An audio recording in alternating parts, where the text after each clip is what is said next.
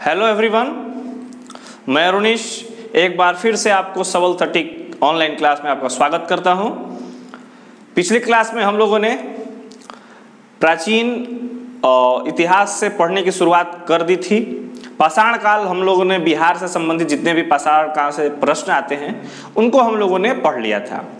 आज इस क्लास में हम लोग प्राचीन बिहार के बारे में पढ़ना शुरू करेंगे। प्राचीन बिहार यानी कि क्या बिहार में पाषाण काल के बाद प्राचीन बिहार की भी सभ्यताएं यहाँ पे मौजूद थीं, तो उसको शुरू करते हैं। प्राचीन बिहार, आपके सामने बिहार का मैप है। इसके माध्यम से हम लोग कोशिश करेंगे कि हर एक पहलुओं को बहुत ही ध्यान से बहुत अच्छे तरीके से समझने का प्रयास करेंगे। ये आप बिहार देख रहे हैं और बीच में आपको ये गंगा नदी है, बीच में ये गंगा नदी है। यानी देख सकते हैं कि गंगा नदी बिहार को दो बराबर भागों में विभाजित कर रहा है, एक उत्तरी बिहार और एक दक्षिणी बिहार। यानी बिहार को दो बराबर भागों में विभाजित करती है। ठीक है, तो अब ये तो आपके पास फिजिकल मैप, उसका भौगोलिक मैप हो गया। प्राचीन बिहार की जो हम लोग पढ़ना शुरू करते हैं तो ये उत्तर वैदिक काल से शुरुआत करते हैं। यानी उत्तर वैदिक काल का मतलब 1000 से लेकर 600 1000 to 600 BC यानी बिफोर क्राइस्ट, यानी ईसा पूर्व। यानी कि जब हम लोग प्राचीन बिहार पढ़ने की शुरुआत करते हैं तो हम लोग 1000 से 600 ईसा पूर्व से शुरू करते हैं। उस समय क्या क्या आपको मिला था? तो लोहे की लकड़ियों का उपयोग उस समय का मिला हुआ है, और उस लकड़ियों का उपयोग करके जो गंगा के मैदानी भाग हैं, गंगा घाटी है, उसमें जो जंगल हैं उनको काटने का प्रमाण मिला है, उनको काटने का प्रमाण और उसकी चर्चा मिली है। कहां मिली है और किस समय मिली है? तो 800 ईसा पूर्व के आसपास। कब? 800 ईसा पूर्व यानी 800 BC के आसपास उपयोग करके जो गंगा के किनारे घाटियां हैं, जो गंगा के किनारे जंगल हैं, उन पेड़ पौधों को काटने का प्रमाण मिला है और उसकी चर्चा मिली है। कहां मिली है? तो शतपथ ब्राह्मण नामक किताब में। ठीक है, शतपथ नामक ब्राह्मण जो किताब है, इसमें गंगा के किनारे जो जंगल हैं उन जंगलों को लोहे की कुल्हाड़ी का उपयोग करके काटने का प्रमाण मिलता है। कब मिलता है? लगभग 800 ईसा पूर्व, 800 BC। ठीक है, और कहां मिलता है? तो शतपथ ब्राह्मण नामक किताब है, उसमें मिलता है, उसमें चर्चा होती है। और इसमें ये जो सब चीज होता है तो ये बिहार का क्षेत्र भी उसमें शामिल है। गंगा का क्षेत्र बहुत, आपको उत्तराखंड से जब चल के गंगा उत्तर प्रदेश होके बिहार में आती हैं तो उधर की घाटियों का ही नहीं, बिहार में भी जो मैदानी भाग है गंगा का, उसमें उसकी भी चर्चा आपको इस शतपथ ब्राह्मण नामक बुक में मिलता है। ठीक है, फिर 6ठी शताब्दी ईसा पूर्व, 6ठी शताब्दी ईसा पूर्व में क्या है भाई? तो बौद्ध रचनाओं में, जो भी बौद्ध धर्म से संबंधित रचनाएं हैं, उन बौद्ध रचनाओं में 16 महाजनपदों का जिक्र है। कितना? 16 महाजनपद का, और लगभग 10 गणराज्य का जिक्र है। 6ठी शताब्दी ईसा पूर्व में जो भी बौद्ध रचनाएं हैं उसमें 16 महाजनपद का जिक्र है, और यही नहीं 10 गणराज्य की भी चर्चा है उस काल में। तो इन 16 महाजनपदों में 3 महाजनपद, क्या? 3 महाजनपद कौन कौन? अंग, मगध और लिच्छवी।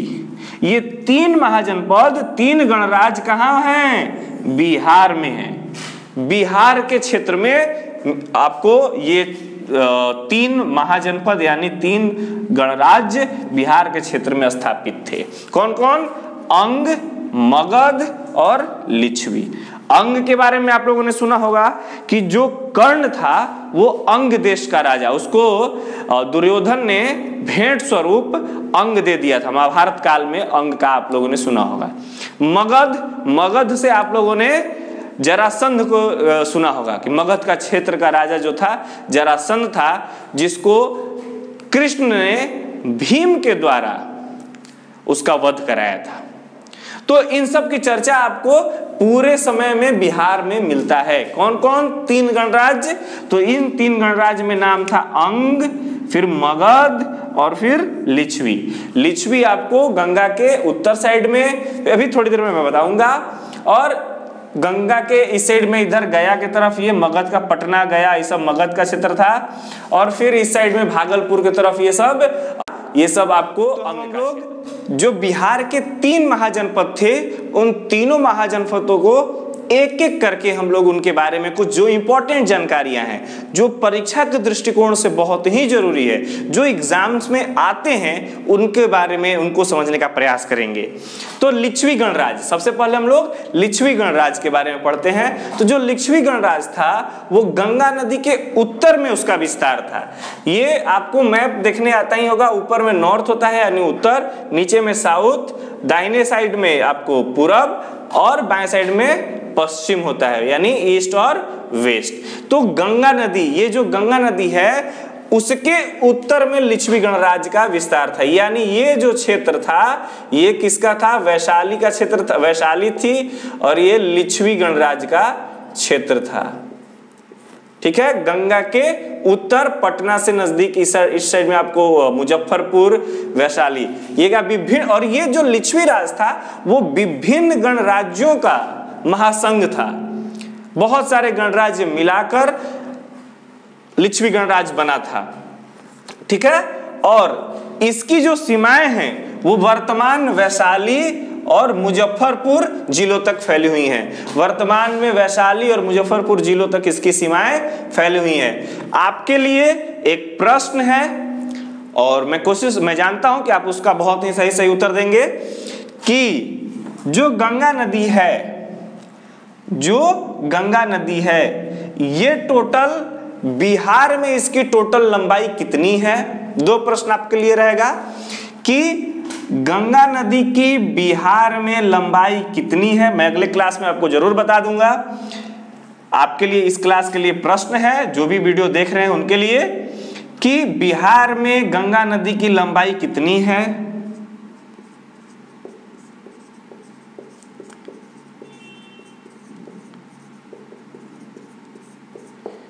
बिहार में, ठीक है, और किस जिले से, ध्यान से सुनिएगा प्रश्न, किस जिले से गंगा नदी बिहार में प्रवेश करती है और बिहार से बाहर निकलती है? ठीक है, 2 प्रश्न आप लोगों के लिए है कि किस जिले से गंगा नदी बिहार में प्रवेश करती है और किस जिले से बिहार से बाहर जाती है।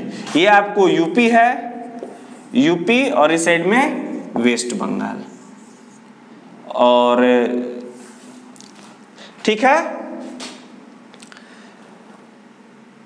अब आपको इसकी जो राजधानी थी, जो लिच्छवी गणराज्य की राजधानी थी वो वैशाली थी। वैशाली, अगर आपके बहुत सारे एग्जाम्स में ये प्रश्न आता है कि सबसे पुराना, सबसे पहला गणराज्य की बात करता है तो हम लोग नाम देते हैं वैशाली। वैशाली सबसे पुराना और सबसे पहला गणराज्य है। ठीक है, तो हम लोगों ने लिच्छवी गणराज्य के बारे में क्या क्या समझा कि ये गंगा नदी के उत्तर में स्थापित है। इसकी जो सीमाएं थी वो वैशाली, मुजफ्फरपुर के, जो वर्तमान में वैशाली और मुजफ्फरपुर है, उन तक फैले हुआ था। और ये बहुत सारे गणराज्यों का महासंघ भी था और इसकी राजधानी कहाँ थी? वैशाली थी। ठीक है, दूसरा हम लोग पढ़ते हैं अंग गणराज्य के बारे में। तो अंग का जो विस्तार था, अंग वही कर्ण वाला, तो अंग जो है इसका विस्तार मुंगेर और भागलपुर, यहाँ पे आपको भागलपुर और यही मुंगेर है। तो भागलपुर और मुंगेर के आसपास का जो इलाका था ये अंग क्षेत्र कहा जाता था। ठीक है, और इसकी राजधानी चंपानगर वर्तमान में उस जगह का नाम है, पहले उसको चंपा ही बोला जाता था। और ये भागलपुर के समीप पड़ता है। जो चंपानगर है ये भागलपुर के समीप पड़ता है, इस साइड में आपको इसके नजदीक, भागलपुर के नजदीक पड़ता है।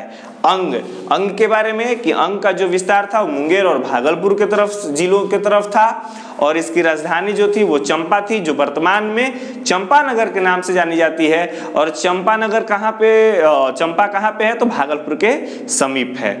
एकदम आराम से सुनिएगा और आराम से पढ़िएगा, पूरा चीज आपको दोबारा ना पढ़ना पड़े, याद हो जाए, मैं उतना कोशिश करूंगा। फिर हम लोग अब देखते हैं जो तीसरा गणराज्य था मगध, और सबसे इंपॉर्टेंट है और वही बिहार के परम वैभव का कारण भी बनता है। और उसी से बिहार कितना समृद्ध था हमें पता भी चलता है, कितना शक्तिशाली था।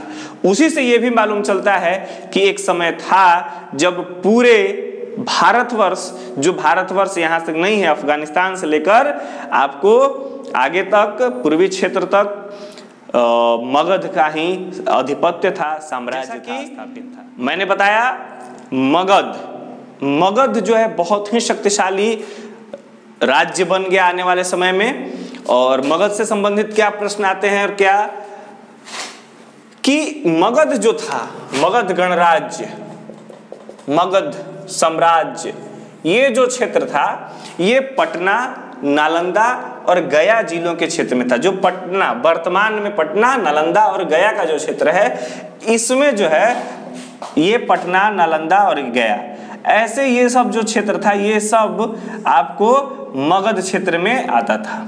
ये मगध का क्षेत्र था, ठीक है। पटना, नालंदा और गया, ये वर्तमान में जो जिले हैं हमारे, ये पूरा क्षेत्र पहले मगध के क्षेत्र में आता था, ठीक है।